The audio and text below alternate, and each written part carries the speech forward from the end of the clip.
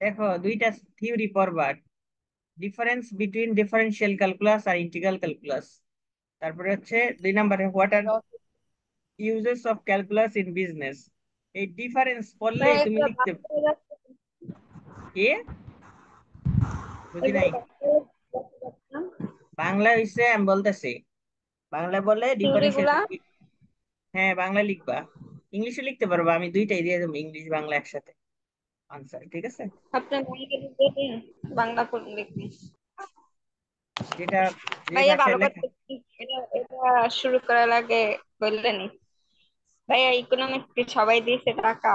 আমি তো কাল মাত্র 13 মানে জনে টাকা পরীক্ষার দিছে, জন্য আমি ইকোনমিক্স এর জানি না, আমি ইকোনমিক্স নিয়ে তোমরা ক্লাস ভাইয়া আমি তোমরা শ্রাবণকে দিয়া দিয়া লাগছি আমরা। আমি জানি না তোমাদের কি হইব।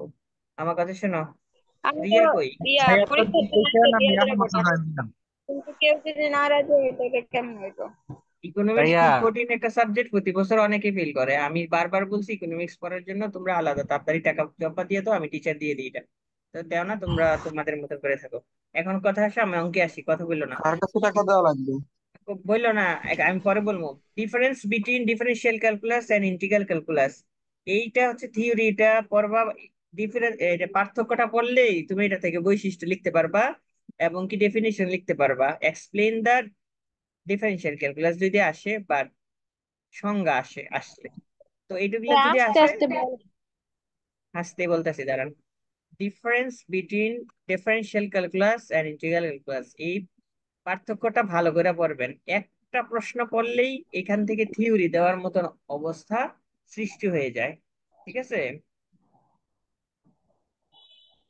আপনি দেখেন একটা মাইক্রোফোন আছে, মাইক্রোফোনে মাইক্রোফোনে ক্লিক করে। আর একটা প্রশ্ন হয়েছে what are the uses of calculus in business. তো এই দুইটা প্রশ্ন ছাড়া এখান থেকে আর কোনো প্রশ্ন থিওরি আসার মতো না, ঠিক আছে?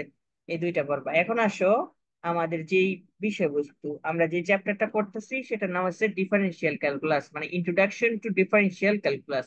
ডিফারেন্সিয়াল ক্যালকুলাস মানে হচ্ছে অন্তরীকরণ। অন্তরীকরণ সায়েন্সে যারা পড়ছে ওরা ইন্টারমিডিয়েটে করছে, তাও এরকম অঙ্ক করে নাই, করছে সহজ সহজ অঙ্ক, কিছু অঙ্ক যেমন এখানে যে অঙ্কগুলা দেওয়া আছে এগুলা করছে। তো মূলত এটা হচ্ছে আমার সাজেশন আকারে। প্রথমে 21টা অঙ্ক, 21টা অঙ্ক সাজেশন আকারে আমি রাখছি, পরের সেকেন্ড পার্টে যে অঙ্কগুলো আছে ওখানেও কিছু সাজেশন আছে। টোটাল অঙ্ক 40টার মতন আছে। তো এইগুলো হচ্ছে তোমার অঙ্ক আসবে 8 থেকে 10 নম্বরের জন্য। তো এইখান থেকে মূলত অঙ্ক হুবহু কমন করবে, টেনশন করার কিছু নাই, বই অনেক অঙ্ক আছে। তারপরে এগুলা করলেই হবে, নিয়ম অনুসারে আমি করাই যাব। এখন আসো এই আমাদের একটাই অঙ্ক। হয়? হুম হুম। জি। নাকি আরো আছে, মানে এই কয়টাই নাকি আরো আছে? এই চ্যাপ্টার না আছে তো, শীট দিছি না, দাঁড়ান শীটটা দেখি। জি ভাই, এই 2 পেজের একটা শীট দিয়েছেন। দিছি তো মনে হয়, ফার্স্ট ইয়ার কই। জি ভাই, 2 পেজের একটা শীট দিয়েছেন। এই যে 2 পেজের একটা দিছি না, জি ভাই। এই যে 2 পেজের এই শীট, ঠিক আছে? তো এখান থেকে আমাদের অঙ্কগুলা করতে হইব, ওকে? তো দেখো, ডিফারেন্সিয়াল মানে কি, এটা ক্যালকুলাস কে আবিষ্কার করছে? ক্যালকুলাস আবিষ্কার করছে স্যার আইজাক নিউটন। পৃথিবীর সকল কাজ ক্যালকুলাস দ্বারা গঠিত। ক্যালকুলাসের জন্য আলাদা একটা শাখা আছে, আলাদা বলতে কি, ক্যালকুলাস নিয়ে বিভিন্ন রকমের গবেষণা হয়। যেমন তুমি যদি অনার্সে সায়েন্সে পড়তা, যে কোনো কোর্সে সায়েন্সে যদি করো অনার্স বিশ্ববিদ্যালয়, তখন তোমার ক্যালকুলাস নামে এক একটা কোর্স থাকতো। যেমন ক্যালকুলাস 1, ক্যালকুলাস 2, ক্যালকুলাস 3, এরকম করে বই থাকতো মোটা মোটা। মানে ক্যালকুলাস 1 মানে একটা মোটা বই, ক্যালকুলাস 2 মানে একটা মোটা।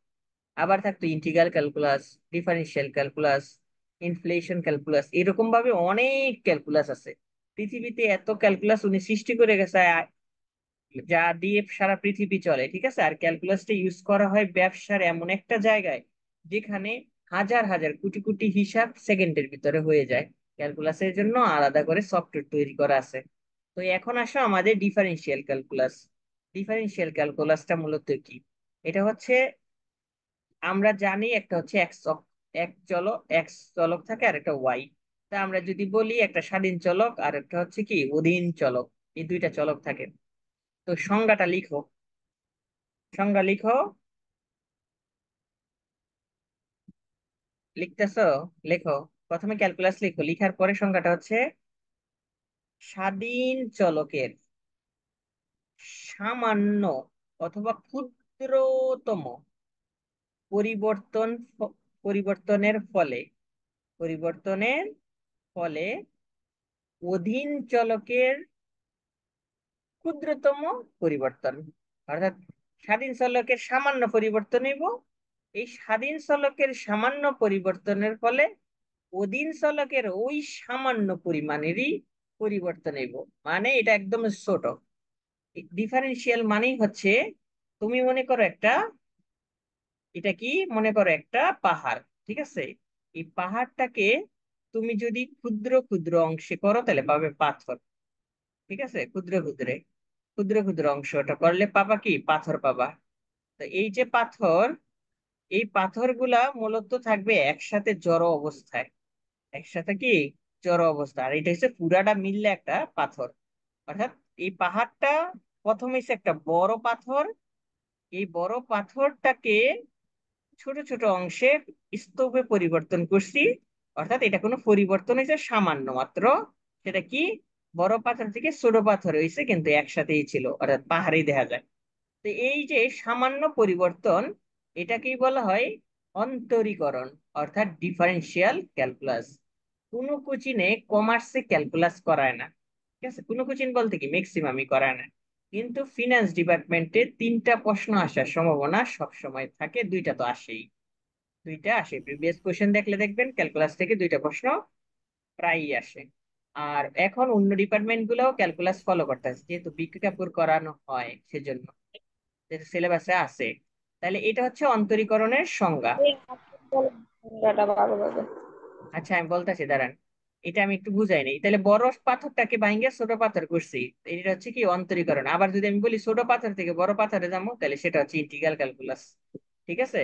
তাহলে আমি বলি, অধীন স্বাধীন চলকের সামান্য পরিবর্তনের ফলে, স্বাধীন চলকের সামান্য পরিবর্তনের ফলে অধীন চলকের যে ক্ষুদ্রতম পরিবর্তন হয় তাকে বলা হয় ডিফারেন্সিয়াল ক্যালকুলাস অথবা অন্তরীকরণ ক্যালকুলাস। ঠিক আছে?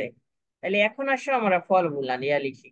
আমরা এখন ফর্মুলা লিখবো। ভাই আর একবার স্বাধীন চলকের সামান্য পরিবর্তনের ফলে অধীন চলকের যেই পরিবর্তন, যে ক্ষুদ্রতম পরিবর্তন হয় তাকে বলা হয় অন্তরীকরণ। তো এখন হচ্ছে আমরা অনেকগুলা ফর্মুলা লিখবো। তো ফর্মুলা ছাড়া, একটা ফর্মুলা দিয়ে 10 নাম্বারের জন্য পরীক্ষায় আসে। এইটা সারা জীবনও প্রশ্ন হইতো না। এটা একটা চ্যাপ্টারই আছে, chapter 10, business application of calculus, 10 নাম্বারের জন্য। নিয়মও 1 2 নিয়মের অঙ্ক শুধু। অর্থাৎ একটা তার মানে ফর্মুলা দিয়ে, অন্তরীকরণ। একটা ফর্মুলা দিয়ে হচ্ছে 10 নাম্বার, ভাই সেই এটাকে ফর্মুলা। ডিফারেন্সিয়াল ক্যালকুলাস বলে। আমি আবার বলতে চাচ্ছি, স্বাধীন চলকের সামান্য পরিবর্তনের ফলে, সামান্য পরিবর্তনের ফলে অধীন চলকের যে ক্ষুদ্রতম পরিবর্তন হয় তাকে অন্তরীকরণ বলে। একটা কথা এতবার বলতে হয়? এটা তো এই একবার শুনলেই পারা যায়, কঠিন না। ক্লাস, ধরো এটা হচ্ছে কি অধীন চলক, ওয়াই সবসময় অধীন চলক থাকে, আর এক্স হচ্ছে কি স্বাধীন চলক। তো এটা পরিবর্তন হইলেই তো এটা পরিবর্তন হইব। এটাই বুঝাইছে, ঠিক আছে? তো এখন হচ্ছে একটা ফর্মুলা দিয়ে 10 নাম্বারের জন্য পরীক্ষায় আসেই আসে মাস্ট। সেটা অঙ্কটাও অনেক বিশাল বড়। সেটা হচ্ছে, প্রথমেই লেখো, প্রথমে 1 নাম্বার, এক এ নাম্বার লেখো, প্রথমে এ নাম্বার। ঠিক আছে? এ নাম্বার লিখে 1 নাম্বার ফর্মুলা লেখো। এরকম করে আমি 4টা পার্টে ফর্মুলা গুলা লিখাম। ঠিক আছে? 1 নাম্বারে দেখো, প্রথম ফর্মুলা যেটা,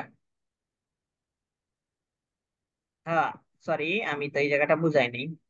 দেখো, ডিফারেন্সিয়াল ক্যালকুলাস এর ডি হচ্ছে ডিফারেন্সিয়াল। ডি হচ্ছে কি ডিফারেন্সিয়াল, আর এক্স এর হচ্ছে সহগ। মূলত এক্স এর সহগ বের করতে হয়। দেখো প্রত্যেকটা অঙ্কেই এক্স আছে, এক্স থাকবেই। সেজন্য ডিফারেন্সিয়াল ক্যালকুলাসের ডি হচ্ছে এই যে D by D X. D by DX এটাকে বলা হয় ডিফারেনশিয়াল ক্যালকুলাস। পরীক্ষায় প্রশ্ন আসে কিভাবে, পরীক্ষায় প্রশ্ন আসবে তোমাকে বলবো find the value of DY divided by DX, তার মানে তোমাকে ডিফারেনশিয়াল করতে বলছে। আবার তোমাকে বলবে ডিফারেন্সিয়েট করো, ডাইরেক্ট ডিফারেন্সিয়েট কথাটা লিখে থাকবে। আবার তোমাকে বলবে এভাবে find the value of W R, এগুলা লেখো কথাগুলা, আর এক্স টি। ঠিক আছে, এই যে ছোট ছোট বিষয়গুলা দিয়ে তারপরে একটা ধরো এই অঙ্কটা দিয়ে দিল, কি করলো এই অঙ্কটা দিয়ে দিল পাশে, find the value of W R T X টি লেখা এটা দিয়ে দিল, তখন তুমি বুঝবে এটাকে ডিফারেন্সিয়েট ক্যালকুলাস করতে বলছে। ডিওয়াই ডিভাইডেড বাই ডিএক্স এটা বেশিরভাগ ক্ষেত্রে থাকে, অথবা ডিফারেন্সিয়েট কথাটা লেখা থাকে, ডিফারেন্সিয়েট কথাটা লেখা থাকে। ঠিক আছে, তাহলে তুমি ডিফারেন্সিয়েট করা মানে হচ্ছে ডি বাই ডিএক্স, আর ডি বাই ডিএক্স মানেই হচ্ছে আমার কি ক্যালকুলাস করতে বলছে, যেটা হচ্ছে ডিফারেন্সিয়েট। আর আই লেখা থাকলে ইন্টিগ্রাল ক্যালকুলাস, আই আমরা ইন্টিগ্রালে যখন যাবো তখন ইন্টিগ্রালের কথা বলবো, এখন আমরা ডিফারেন্সিয়েট।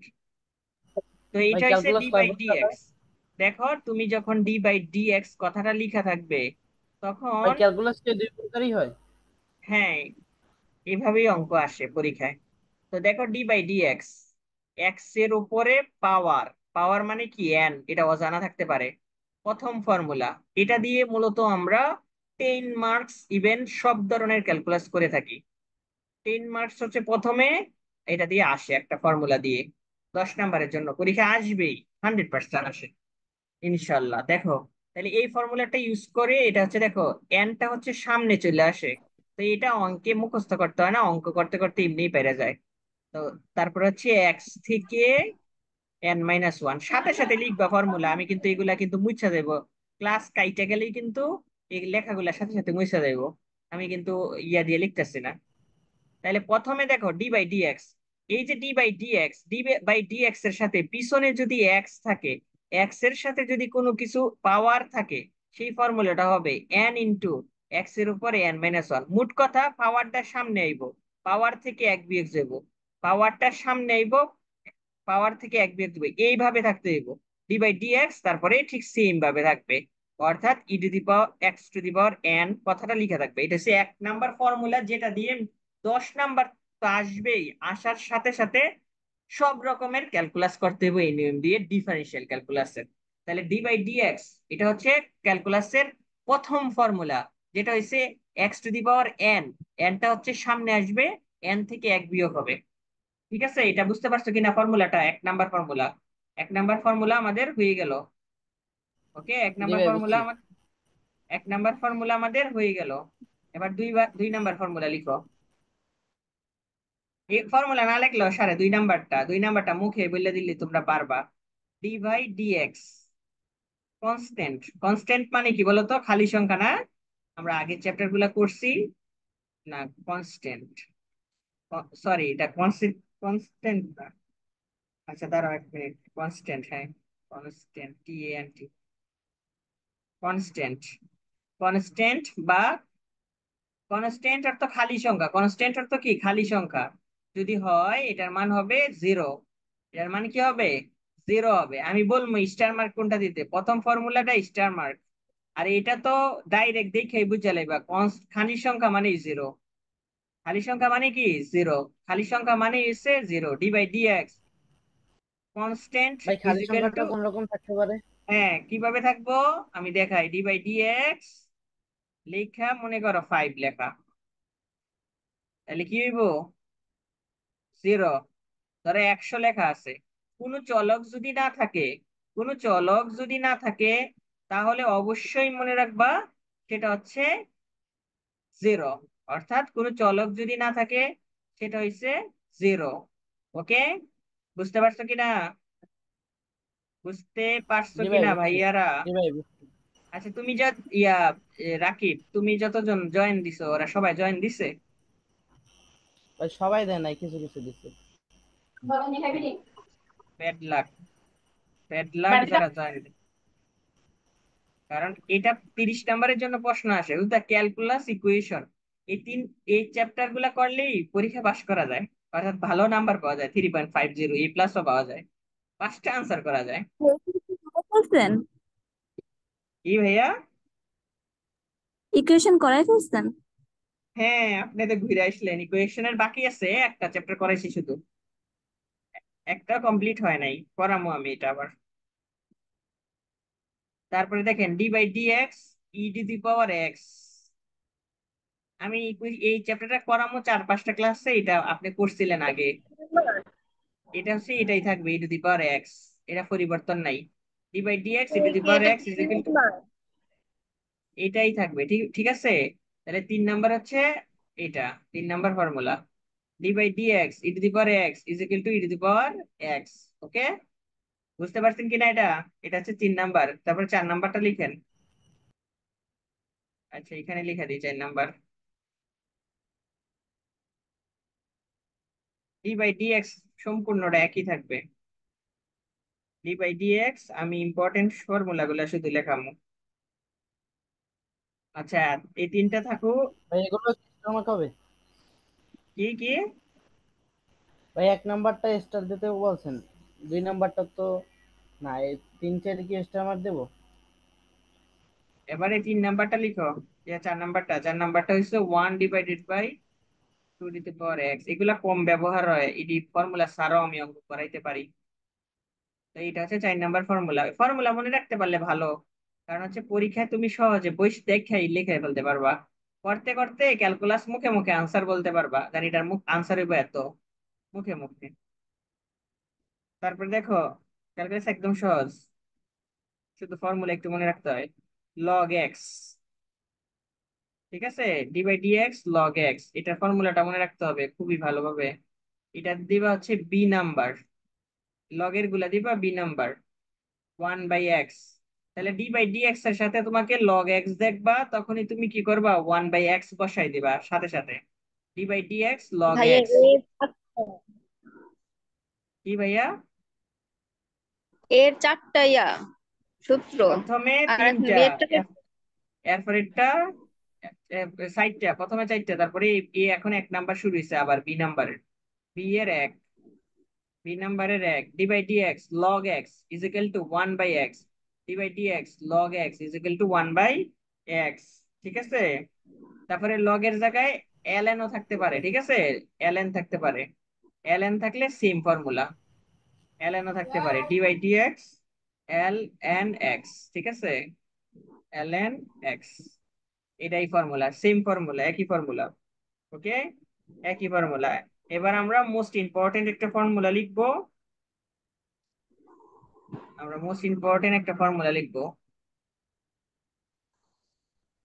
4 নাম্বারেরটা হইছে আহ কি ছিল, এটা মনে ছিল না, কোনটা ছিল? ডি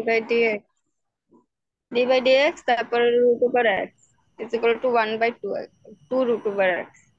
রুট ওভার এক্স ছিল না, এটা ছিল হ্যাঁ 1/2 √x।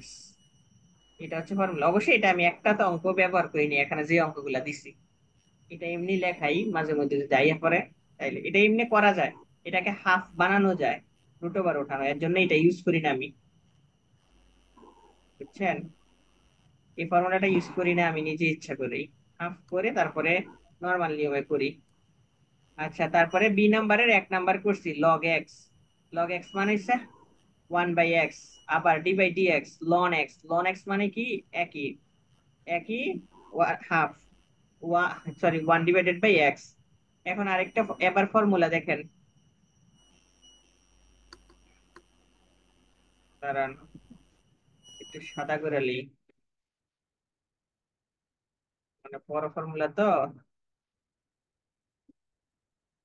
যে অবাকার ক্লাসটা মিস দিছে তারা পরে ক্লাস কিছুই বুঝবে না। এবার দেখেন, এই এতক্ষণ পর্যন্ত আমরা যে অঙ্কগুলো ফর্মুলা গুলো করছি এগুলো ছিল নর্মাল ফর্মুলা। এখন সি নাম্বার লেখেন, সি নাম্বারের 1 নাম্বার ফর্মুলা, 1 নাম্বার ভাই ফর্মুলা বিতে হচ্ছে, ওই বি একটাই? নাম্বারে একটা ফর্মুলা? হ্যাঁ বি নাম্বারে একটাই ফর্মুলা?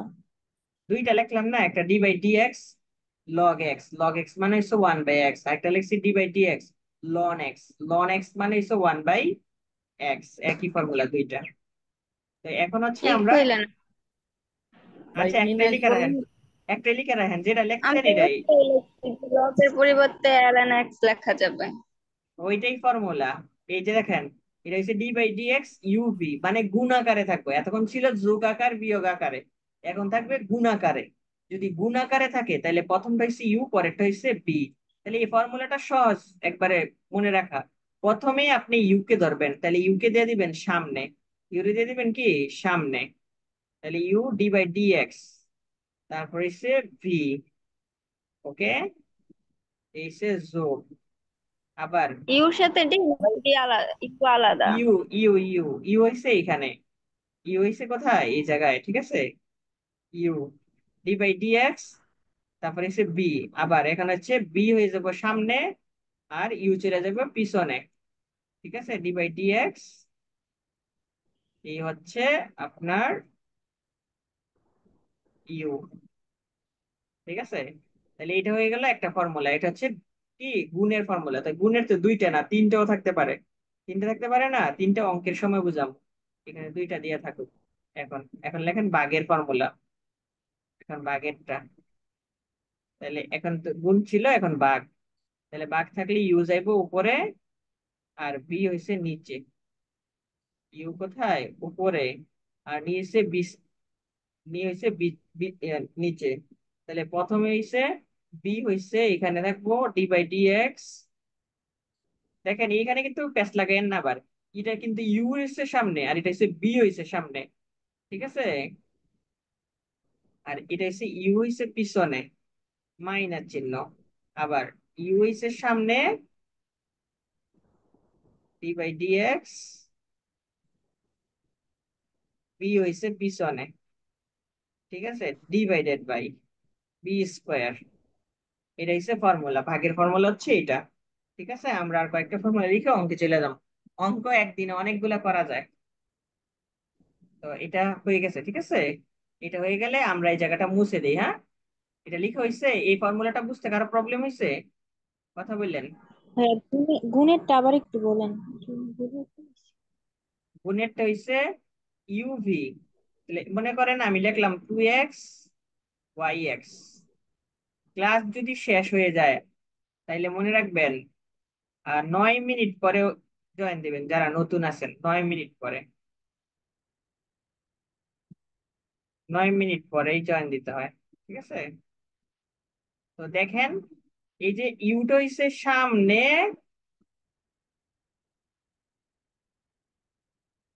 ইউটা হইছে কি সামনে, আর বি হইছে পিছনে, আবার যোগ চিহ্ন। বি হইছে সামনে, ইউ হইছে পিছনে। ওকে, তারপরে বাগের সময় বি হইছে সামনে, ইউ হইছে পিছনে। ইউ হইছে সামনে, বি হইছে পিছনে। তারপরে ভাই নিচে কি দিয়েছেন, এটা ডিভাইডেড ভাগ দিয়েছেন নাকি এটা? এটা হচ্ছে বাগ চিহ্ন, তারপরে বি স্কোয়ার। ঠিক আছে, বাগ চিহ্ন বি স্কোয়ার। ঠিক আছে, এটা হচ্ছে আমাদের ফর্মুলা। তাহলে আমরা ফর্মুলাটা মুছে দিই আর কয়েকটা ফর্মুলা লিখি। এটা কি দুইটা ফর্মুলা না নাকি একটা? এখানে দুইটা ফর্মুলা, একটা গুণের একটা ভাগের, দুইটা হইলো না। একের মধ্যে দুই। মানে ইয়ের ভিতরে, সি এর ভিতরে আবার ডি লেখেন, ডি নাম্বার। ফর্মুলা গুলো আল্লাহর রস্তে মুস্ত করে দিবেন, দেখেন অঙ্ক কেমন সহজ মনে হয়। অবশ্যই আমি বলতে বলতে মুখস্থ হয়ে যায় অঙ্ক। এটা আমি আবার পরীক্ষার আগে করামো। সাইন এক্স, ঠিক আছে। তাইলে সাইন এক্স থাকলে কি হবে, cos x. Cos x D by d আল্লাহ, এক্স এই লিখলে, সাইন। তাহলে d by D x sine x. ঠিক আছে, তাহলে কস থাকলে সাইন লিখলাম, d by D x cos x. দেখছেন, এটা হচ্ছে 1 নাম্বার। 2 নাম্বারে লেখেন D by D x cos x, তখন সাইন এক্স এর উত্তর। D by D x tan x. সব কিছু করে দিয়ে গেছে নিউটনে। ও এত ফর্মুলা দিয়ে গেছে বলার বাইরে। টোটাল 100টার উপরে ফর্মুলা আছে শুধু খালি ডিফারেন্সিয়াল ক্যালকুলাসের। ভাই ওই জন্ম না হইলেই ভালো হইতো। আমার আরে কি জন্ম কয়, এই জীবন ব্যাকলেস। এই অঙ্ক সহজ তো। লেখেন D by D x tan X is equal to sec X, sec square X. ঠিক আছে, শেষ। আমি আর ফর্মুলা লেখাইলাম না, আর যে একটা ফর্মুলা ওইটা আবার আসতে পারে। স্কোয়ার নিয়ে গেলে অঙ্কের ক্ষেত্রে অনেক আসতে পারে উপকার করছে। 10x আর তারপর হচ্ছে sin x, ঠিক আছে। ওকে, আমরা এটা এখান থেকে আর লেখাইলাম না, আরো সূত্র আছে, আমি ইউজ করবো পরে একটা একটা করে, এখন ইউজ করবো না, অঙ্কে যাবো তখন। ভাই 2 তারিখে এক্সাম নেবেন? জি, এটা কি আবার বলতে হয়? ভাই, দুই ভাই তারিখে আপনি কতটি অঙ্ক ভালো করে করানো নাই, যেটি মাঝখান করাইছি দিয়ে এটির গেছে। ভিতরে দেবো আমি, যেটি করামো সেটাই দেবো। লেখেন 15 নাম্বার অঙ্ক, এটা হচ্ছে পনেরো ভাই নাম্বার আবার অঙ্ক। বলুন। 15 নাম্বার অঙ্ক এটা, ঠিক আছে। 15 নাম্বার অঙ্ক হচ্ছে এটা, এখান থেকে দেখাবো আমি কিভাবে হয়। এই দেখেন, আমি ভাই ভাই একটা কোশ্চেন কথা কোনটা? বলছি, এটা হচ্ছে অঙ্ক, আর এটা হচ্ছে ফর্মুলাটা, ফর্মুলাটা উপরে লিখে রাখলে পারো, ঠিক আছে, ফর্মুলাটা উপরে লিখে রাখলে পারো। দেখো, একটু মনোযোগ দিয়ে দেখো, লোকজন দেখো মা গেছে গা। কিরে ভাই, তোমার কলেজের দিদি নাই, শুধু তুমি আছো আর একজন আছে, দুইজন। ভাই যারা ছিল তারা আছে, যায় নাই। আচ্ছা দেখো, এইদিকে দেখো। ভাইয়া 2 তারিখ তো অনলাইনে ক্লাস হয় ইয়াতে কলেজে 10টা থেকে। এই কথা কম কও, বেশি কথা কইলে মাইর দিব, মাইর। এদিকে দেখো, পরে কথা বলো, দেখো এইদিকে দেখো। এইটা হইছে দেখো, এই আমি তোমাকে বলি কিভাবে তুমি গুণের চিনবা। গুণ হইছে, অবশ্যই মনে রাখবা, গুণ হচ্ছে, গুণ হচ্ছে দুইটা থাকবে, কয়টা থাকবে, দুইটা বা তিনটা চলক থাকবে ভিন্ন ভিন্ন। দেখো, এক্স স্কোয়ার হচ্ছে একটা চলক, লগ এক্স হচ্ছে আরেকটা চলক। এটা গুণাকার আছে না? গুণাকার আছে কিনা দেখো তো, গুণাকার আছে কিনা, এই অঙ্কটা আসতে পারে, এখানে প্রথম অঙ্কগুলো খুবই ইম্পর্টেন্ট, আমি আশা করি প্রথম তাহলে অঙ্কগুলো ভাই ক্লিয়ার। ফর্মুলা কোনটার হবে? এইখানে দেখাও, দেখো এই যে দেখো, এখানে হচ্ছে এক্স স্কোয়ার একটা, লগ এক্স হচ্ছে একটা, ঠিক আছে। তো এই যে এক্স স্কোয়ার লগ এক্স, দুইটা কিন্তু ভিন্ন ভিন্ন জিনিস। লগের সাথে যেই কোনো একটা সংখ্যা থাকতে হয়, এখানে যদি ওয়াই থাকতো তাহলেও একটা সংখ্যা। লগের আগে যেটা থাকে সেটা হচ্ছে আলাদা একটা, লগের পরে যেটা থাকে সেটা পুরাটা মিললে একটা। অর্থাৎ লগের অঙ্ক আমরা চ্যাপ্টার করছি, আমি বলছি লগের আগেরটার কোনো দাম নাই, পিছনের গুলার দাম আছে। তাহলে পিছন মানে হচ্ছে ওইটা লগের সাথে, তাহলে লগ এক্স হইলো একটা, আর এক্স স্কোয়ার একটা। এটা হচ্ছে গুণাকারে আছে, কিভাবে বুঝছি, কারণ কি এখানে কোনো চিহ্ন নাই, যোগ বিয়োগ গুণ ভাগ কিছু চিহ্ন নাই, তাহলে আমরা সহজেই বুঝতে পারছি এক্স স্কোয়ারের সাথে গুণ হয়েছে লগ এক্স। বলো এই জায়গাটা, প্রশ্নটা বুঝতে পারছো কিনা? নাই। ভাই আমরা কোশ্চেনটা বুঝলাম, কিন্তু ফর্মুলার ক্ষেত্রে আমরা লগ এক্স এর তো একটা ফর্মুলা ছিল, লগ আমরা এক্স ওই ছিল, হ্যাঁ সেটা আমি আমরা পরে ইউজ করবো, পরে পরে। তুমি আমার কথা মনোযোগ দিয়ে শোনো, পরে হচ্ছে কথা, এইখানে হচ্ছে তুমি গুণ কিভাবে চিনবা। গুণ হয়েছে কি, তোমাকে এক পাশাপাশি দুইটা সংখ্যা থাকতে হইব। কিভাবে দুইটা থাকবো, সেটা হইছে, ধরো এক্স আছে আর ওয়াই আছে, তাহলে এটা হইছে ইউ, এটা হইছে বি, তাহলে এখানে দুইটা আছে কিনা, কথা বলে দুইটা আছে কিনা। আর যদি আমি হ্যাঁ বলি এখানে জেড, ভাই ঠিক এখানে আছে। হচ্ছে বি, তাহলে জেড আর বি একসাথে গুণাকার আছে কিনা। ঠিক সেম ভাবে দেখো, এক্স স্কোয়ার হিসে একটা, আর এখানে যদি এক্স খালি থাকতো তাহলে গুণ হয়ে যেত, গুণ হয়ে গেলে কি হতো, এক্স কিউব হয়ে যেত, এক্স কিউব হয়ে যেত না, কিন্তু এমনিতে এক্স না, এক্স স্কোয়ার একটা আর লগ এক্স। লগ এক্স মানে কি, লগের পরে, আমরা লগের চ্যাপ্টারে বলছি, লগের পরে থাকলে, লগের পরে যদি থাকে সেটা হয়েছে সেই সংখ্যার লগ, কিন্তু সামনে যদি কিছু থাকে সেটা কিন্তু লগ না, সেটা আলাদা একটা বিষয়বস্তু। তাহলে লগ এক্স স্কোয়ার যদি থাকতো এইখানে, তাহলে ওইটাই যেত লগ এক্স স্কোয়ারই পুরোটা মিললে একটা, কারণ কি লগের পরের পুরোটা অংশ, কারণ এখানে যোগ বিয়োগ নাই, তার মানে লগের সাথে যেটা আছে এটাকে সংখ্যা ধরতে হবে।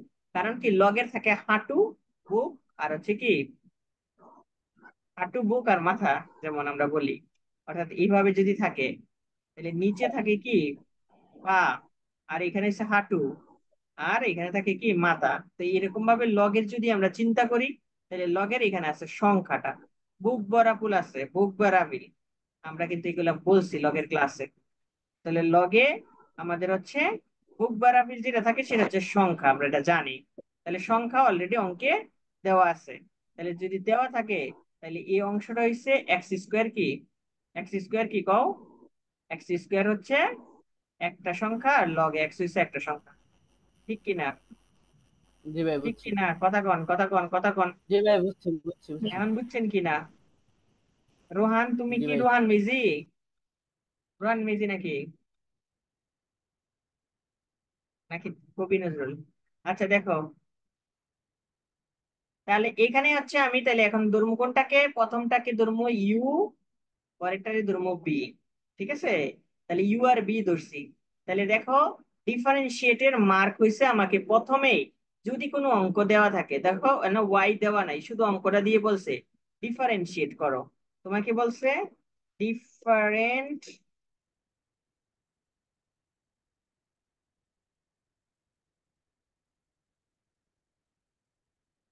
ডিফারেন্সিয়েট ডিফারেন্সিয়েট করো, ঠিক আছে? ডিফারেন্সিয়েট করো, এখানে লেখা দিল, এই অঙ্কটা দিয়ে বললো ডিফারেন্সিয়েট করো, অথবা ডব্লিউ এক্স টি আর বলো, অথবা ডিওয়াই ডিভাইডেড বাই ডিএক্স করো। তাহলে ডিওয়াই ডিভাইডেড বাই ডিএক্স এটা মানে ডিফারেন্সিয়েট করা। ডিফারেন্সিয়েট কথাটা বললে ডিফারেন্সিয়েট করা, এবং কি ডব্লিউ এক্স টি আর ওয়াই এটা বললেও ডিফারেন্সিয়েট করা, কোএফিসিয়েন্ট অফ ডিফারেন্সিয়েট এটাও ডিফারেন্সিয়েট করা, একই নিয়ম। তো এই অঙ্কটা দিয়ে তোমাকে বলছে সরাসরি ডিফারেন্সিয়েট করতে। যদি ডিফারেন্সিয়েট করতে বলে, তুমি প্রথমেই যদি কোনো কিছু চিহ্ন লেখা না থাকে, তাহলে একটা অধীন চলক বানাইতে হইব। তো সেই অধীন ভাই চলকের নাম কোশ্চেনে কি?